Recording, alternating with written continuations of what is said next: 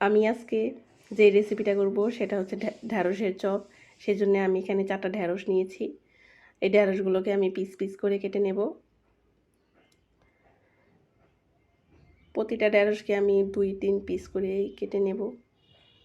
এখন অল্প একটু লবণ দিয়ে ঢ্যাঁড়সগুলোকে মেখে আমি 5 মিনিটের জন্য রেখে দেব, যাতে ঢ্যাঁড়সের ভেতরে লবণটা যায়, খেতে অনেক মজা হয়। এখন একটা বাটির মধ্যে আমি দিয়ে দিলাম 1 কাপ বেসন, অল্প পরিমাণ লবণ, হলুদ, মরিচ, ধনিয়া গুঁড়া দিয়ে বেসনটাকে ভালোভাবে মিক্স করে এখন দিয়ে দেব পানি।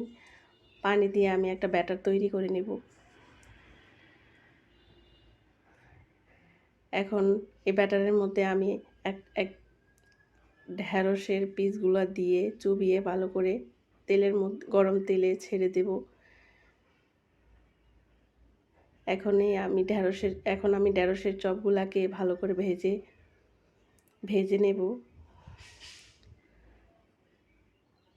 সুন্দর একটা কালার চলে এসেছে। এখন ঢ্যাঁড়সের চপগুলো আমি উঠিয়ে বাটিতে সার্ভ করব। দেখুন মাশাআল্লাহ, আমার ঢ্যাঁড়সের চপগুলো অনেক সুন্দর হয়েছে। আপনারাও বাসায় তৈরি করে খাবেন। খেতে কিন্তু ভীষণ মজা হয়েছিল।